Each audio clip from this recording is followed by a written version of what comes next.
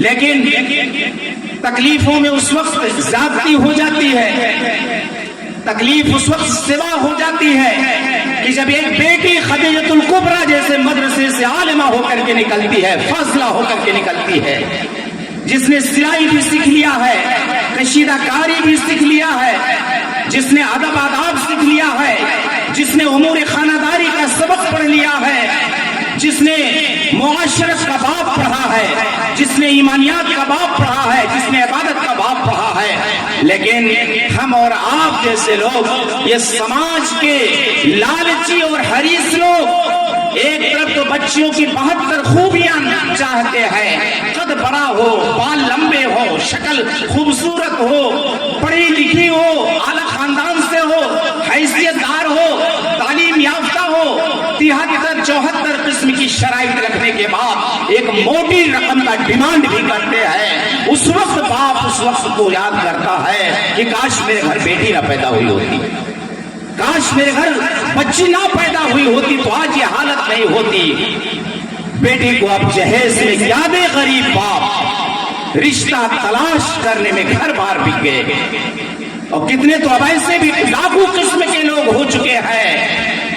میں معافی نہیں مانگوں گا اس بات کو کہنے میں، عام طور پر معافی مانگی جاتی ہے کہ مجھے معاف کیجئے گا، نہ معاف کیجئے گا۔ میں یہ کہہ رہا ہوں، ایک جگہ سے چھکائی لیتے ہیں، دوسری جگہ سے چھکائی لیتے ہیں، رشتہ کینسل کر دیتے ہیں، گھر بھرا جا رہا ہے مال سے۔ اپنے علم میں اس طرح کے واقعات، وہ عیب لگا دیا کہ نہیں وہ تو بچی کو تو تھوڑا سا قد چھوٹا ہے، بابا قد چھوٹا ہے یا بڑا ہے، مال جو لیا لے جا واپس کر دینا، جو لے کر آئے ہو 25 جوڑا کپڑا اور پتہ نہیں 1 کنٹل 2 کنٹل مٹھائی واپس کر دینا، اس میں کیا ہے، نہ کر رشتہ۔ وہ بھی رکھ لیتے ہیں، گھر بھرا جا رہا ہے مال سے، کینسل بھی ہوتا جا رہا۔ اللہ رحم فرمائے، بیکار ہیں وہ امور جس میں ہم اور آپ لوگ حساس نہ ہو پائیں۔ کس کے گھر کی بیٹی؟ ہمارے گھر کی بیٹی ہے، آپ کے گھر کی بیٹی ہے، آپ کی بیٹی ہمارے گھر، ہماری بیٹی آپ کے گھر۔ کوئی آسمان سے کوئی چوڑیل نازل ہو گئی ہے کہ کسی کے گھر میں آئی ہے کسی کے گھر میں نہیں آئی؟ نبی پاک صلی اللہ علیہ وسلم نے بیان فرمایا کہ جو ان بیٹیوں کے ساتھ اچھا سلوک کرے گا، ایک روایت میں اللہ کے نبی نے فرمایا کہ جس نے جو ان بیٹیوں کے تعلق سے آزمایا گیا، فَأَدَّبَهُنَّ فَأَحْسَنَ تَأْدِيبَهُنَّ، تو ان بیٹیوں کو ادب دیا، علم دیا، ادب دیا، سلیقہ سکھایا، اور اسی کے ساتھ بہترین ادب دیا، وَزَوَّجَهُنَّ، اور ان بچیوں کی شادی بھی کر دی۔ بچیوں کی شادی کا معاملہ آج سب سے زیادہ حساس ہے، جہاں ماں باپ کو بہت کچھ سوچنے پہ مجبور ہونا پڑتا ہے، لیکن یاد رکھیے میرے بھائیوں، وجود زن سے ہے تصویر کائنات میں رنگ، اسی کے ساتھ سے ہے زندگی کا سوز دروں۔ عورتوں کو اب دیگر اور قوموں کی طرح سے برا مت تصور کرو، عورتوں کو وعد النساء صدقاتہن نحلا، جہاں ایک مرد کو اپنی بیوی کو مہر دینے کا حکم دیا گیا ہے، وہیں پر ایک باپ کو اپنی بیٹی کی اچھی تعلیم اور تربیت کا بھی حکم دیا گیا ہے۔ کون شخص ہے آج کے دور میں نسواں مدارس کیوں اتنا زیادہ کھل رہے ہیں؟ آپ کو معلوم ہے، ممکن ہے آپ زیادہ، ایک وجہ یہی ہے کہ آج بغیر پڑھی لکھی بچی کی شادی نہیں ہوگی، اس لیے ہر کوئی بھیج رہا ہے پڑھنے کے لیے، اب چاہے پڑھائی ہو یا نہ ہو والا مسئلہ، جائے بچی اس کے پاس سرٹیفکیٹ ہونی چاہیے، کچھ ایمان عقیدہ جان جائے، یہ ہو کہ ہاں پڑھی لکھی بچی ہے، ورنہ ایک طرف یہی دین کا علم حاصل کرنے والی بیٹیاں ہیں، بہنیں ہیں، ان کے بھائی کہاں گئے؟ ان کو نہیں علم دین کی ضرورت ہے، ان کو نہیں علم دین کی ضرورت ہے۔ بچیاں کتنا قندیل چلائیں گی، گھر کے اندر ہی تو چلا پائیں گی۔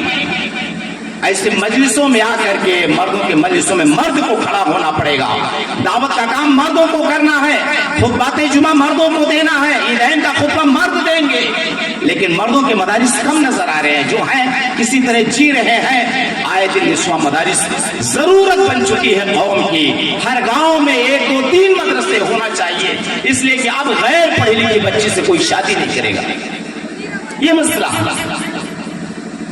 بچیوں کو میرے بھائیوں اسلام نے اونچا مقام دیا، نفس عورت ہی کو اونچا مقام دیا، بیٹی ہے تو بیٹی کی حیثیت سے اس کا حق ہے، باپ کی ذمہ داری ہے کہ تعلیم تربیت کرے، شادی بیاہ کر دے اسے. اور ایسے ہی باپ کے مال میں بیٹیوں کا حق رکھا گیا ہے. بھائی لوگ اکیلے نہ سارا مال لے کر کے بیٹھ جائیں، بہنوں کو بھی باپ کے میراث سے ان کو حق دیں، اپنی کمائی میں سے مت دینا. بھائی کے مال میں بہن کا حق نہیں ہے، باپ اور ماں کے مال میں بیٹوں اور بیٹیوں کا حق، ان کو ان کا حق بھی دینا پڑے گا. یہ ان کا حق، کوئی معاملہ ہو جائے تو بھی ان کے پاس کچھ رہے گا، وہ جی لیں گی جیسے تیسے جی لیں گے. یہی عورت بہن ہو جائے تو بہن اور بھائی کے درمیان بڑا معمولی فرق رہ گیا ہے. اللہ تعالیٰ نے تقسیم میراث میں صرف اتنا فرمایا للذکر مثل حظ الانثیین، بھائی کو ڈبل ملے گا، بہن کو سنگل ملے گا. اور اس لیے بھی بے انصافی نہیں ہے، یہاں پر کچھ ملے گا باپ ماں کے میراث سے، اور کچھ جب وہ شادی ہو جائے گی بچی کی تو شوہر کے مال سے بھی اس کو میراث ملے گا. اس طریقے سے اس کو دو جگہ مل جائے گا. یہی خاتون جب بیوی بن جائے تو بیوی کی حیثیت سے اسلام نے مکمل طور پر پوری ذمہ داری ماں باپ سے کاٹ کر کے شوہر کے حوالے کر دیا ہے. جو لوگ شادی کریں یہ انتظام کر لیں کہ بیوی کے لیے سکنا چاہیے، گھر چاہیے. اب وہ فلیٹ نہیں چاہیے بے ایمانی والا، 2 نمبر والا، مکاری والا، کٹی ہی صحیح، چھپر کا صحیح، پر سکنا چاہیے. اور اس طریقے سے رہائش چاہیے، اس کا نفقہ چاہیے، اور اس کی واجبی ضروریات کا انتظام چاہیے. شوہر کی ذمہ داری. خبردار شادی ہو جانے کے بعد کوئی بھی سسر اپنی بہو کو میکے مت بھیجے اس نیت سے کہ میرا خرچ بچ جائے. بچے کی پیدائش ہے تو وہاں جا کر کے پیدائش ہو. آپریشن کرانا ہے تو بچی کے ماں باپ آپریشن کرائے. ان کا اب کوئی ذمہ داری ان کی نہیں رہ گئی ہے، شوہر کی ذمہ داری ہے. اس لیے یہ بھی مکاری بند کرے ہماری سماج، ہمارے قوم کے لوگوں. یہ بھی ایک مکاری ہے اور یہ مکاری بند ہونا چاہیے. کوئی حق نہیں ہے کہ بچی کی شادی بیاہ کے بعد اس کے ماں باپ پھر اس کا خرچ برداشت کریں. بچہ کس کا ہے؟ شوہر کا ہے. شوہر اس کا انتظام کرے. ٹھیک ہے، تعاون اپنی جگہ پر ہے، ایک دوسرے کی مدد کرنا اپنی جگہ پر ہے، اس سے ہم انکار نہیں کریں گے. لیکن یہ چھکائی کے نام پر، جہیز کے نام پر، فلاں نام پر، اب برتھ پیدائش کا مرحلہ آ گیا، آپریشن کے نام پر سب لوٹتے ہی رہیں گے.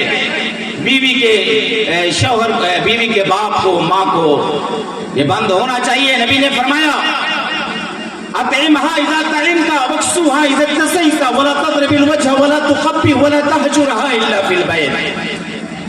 کھلاؤ پلاؤ پہناؤ، دوا علاج بھی کراؤ ضرورت پڑے تو. اور اگر کبھی ناراضگی ہو جائے، ہاتھ اٹھانے کی نوبت آ جائے تو خبردار چہرے پہ ہاتھ نہیں پڑنا چاہیے. اور کسی کے چہرے پر مارنے کا حق نہیں ہے. نہ ٹیچر کو اسٹوڈنٹ کے چہرے پہ مارنے کا حق ہے، نہ باپ کو اپنے بیٹے کے گال پر مارنے کا حق ہے، نہ شوہر کو بیوی کے چہرے پہ مارنے کا حق ہے. یہ اشرف العادہ اس کو کہا گیا، نہیں مار سکتے اس پر. اور ایسے ہی اگر ناراضگی ہو جائے تو گھر کے باہر اس کو نہیں گھسیٹ کر کے چھوڑنا. ناراض ہو جائے ڈھکیل کر کے روڈ پہ پہنچایا ہو، جا تو اپنے میکے کون ہوتے ہو تم. عورت گھر ہی میں رہے گی، معاملہ بگڑ گیا وہیں آ کر کے صلح کرائی جائے گی، مسئلے کو حل کیا جائے گا.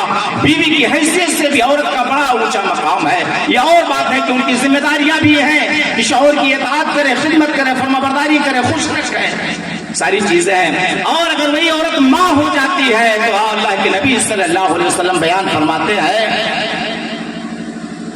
کہ ماں کے پیروں کے نیچے جنت ہے. الزمها فإن الجنة تحت رجليها. اس معنی میں ایک حدیث اور ہے کہ الجنت تحت اقدام الامہات، وہ روایت صحیح نہیں ہے، یہ روایت صحیح ہے. الزمها فإن الجنة تحت رجليها. ایک صحابی کو جانا تھا، غزوے میں جانا تھا، جہاد کے لیے جانا تھا. وہ اجازت کے لیے نبی کے پاس آئے تھے. آپ نے فرمایا کہ ماں باپ زندہ ہے؟ تو انہوں نے بتایا کہ میری ماں زندہ ہے. آپ نے فرمایا کہ جاؤ ماں کو لازم پکڑو، ان کی خدمت کرو، جنت ماں کے قدموں کے نیچے ہے. آپ لاکھ محنت کر لیجئے، آپ کے پیر کے نیچے جنت نہیں بتائی گئی ہے. یہ عورت جنس ہے جو ماں ہے، ماں کے پیر کے نیچے نبی نے فرمایا جنت ہے. ان کے نصیبے کی جنت ان کے پیروں کے نیچے ہے. ان کو خوش کرو، تب جا کر کے اس کو پاؤ گے، ورنہ نہیں پاؤ گے. عورت یہ نصف انسانیت ہے. دنیا صرف مردوں سے نہیں قائم ہے، اس میں عورتوں کا ہونا بھی لازم تھا، اس لیے اللہ تعالیٰ نے جب مرد کو پیدا کیا تو عورت کو پیدا کیا۔ عورت ان تمام حقوق کا حقدار ہے جو مرد جن کا حقدار ہے۔ عورت کے ساتھ اسلام نے مکمل انصاف کیا ہے۔